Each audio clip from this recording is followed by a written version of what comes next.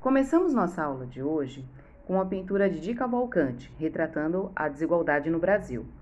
O poeta Murilo Mendes escreveu em 1949 que Di Cavalcanti foi um pintor militante, porque ele retratava em suas obras essa desigualdade no Brasil. O tema da aula é Cultura Brasileira, da diversidade à desigualdade. A cultura brasileira, ela é miscigenada e diversificada. Miscigenada porque ocorreu, desde a colonização, a mistura de raças, né? Primeiro com a chegada dos portugueses, depois com a chegada dos negros trazidos da África e também dos indígenas que já habitavam o Brasil. E diversificada porque no Brasil ocorre o multiculturalismo, né? Com a chegada de vários povos, os seus costumes, as suas tradições, religiões, formam a cultura brasileira, que é uma cultura misturada e multicultural. Desigualdade social. Isso acontece por vários motivos. A divisão social e do trabalho, a má distribuição de renda, a falta do acesso à saúde, educação, saneamento e segurança. Nesse slide, vemos outra pintura de Cândido Portinari, uma obra conhecida como Criança Morta. À medida em que as sociedades brasileiras elas se desenvolviam, várias cidades entravam no cenário de fome. E esse artista ele pintou várias telas que abordavam sempre essa temática migração nordestina. Vamos entender um pouco melhor a cultura brasileira. Cultura popular. Ela é caracterizada por um conjunto de elementos culturais de uma nação, de uma região, de um povo. Cultura erudita. São conhecimentos adquiridos por meio de estudos que pode ser acadêmico ou não. Cultura de massa. É um conjunto de atitudes, de imagens, de comportamentos adotados de uma forma informal, de uma convivência informal ou não. Geralmente, essa cultura de massa ela é influenciada pela mídia ou conhecida também como modismo. E essa cultura de massa ela foi disseminada a partir da metade do século XX.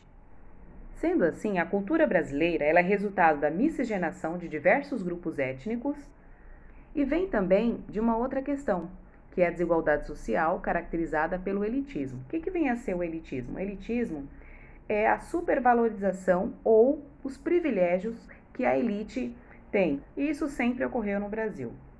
Com relação ao racismo, o racismo tem sido um grande problema no Brasil, pois tem estabelecido uma hierarquia entre etnias no Brasil que está relacionada com essa questão de superioridade.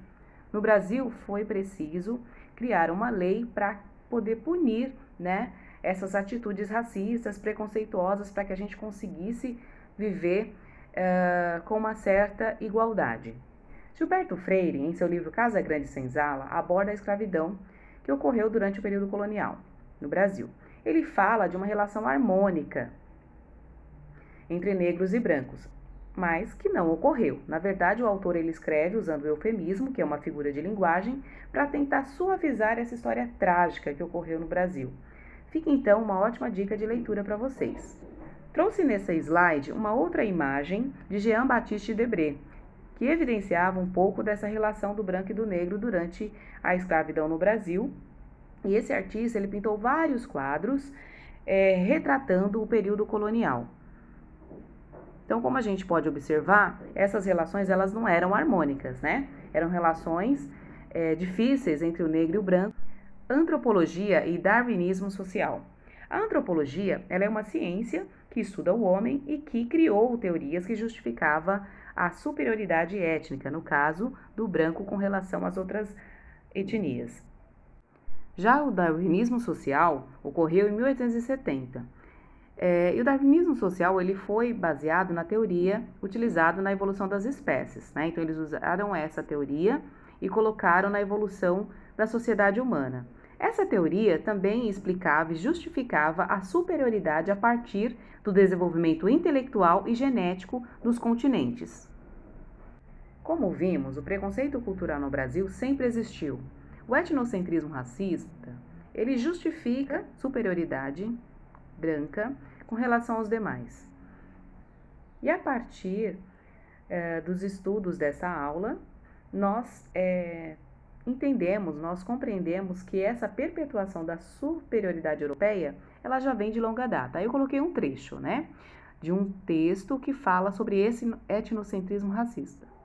A língua deste gentil, toda pela costa, é uma, carece de 3 letras, não se acha nela F, nem I, nem R, coisa digna de espanto, porque assim não tem fé, nem lei, nem rei, e dessa maneira vive sem justiça e desordenadamente. Então, é uma prova de como eles viam a nossa cultura, e não só a cultura brasileira, como também a cultura dos países do continente africano. Então, essa visão de superioridade, ela vem a partir do momento em que eles olham para a nossa cultura e não enxergam a organização europeia, né? Mas, como sabemos, a história explica que todos esses povos, tanto do continente americano quanto do africano, eles tinham uma organização típica deles, mas que não era vista como adequada pelo olhar europeu, né? E eles viam essas culturas com um olhar de inferioridade e desorganização, como inferior mesmo. Vamos às atividades. 1. Complete com o V, verdadeiro, ou F, falso, as lacunas das alternativas abaixo. A. A cultura é tudo aquilo que aprendemos em contato com o meio natural e vamos transmitindo de geração em geração. B.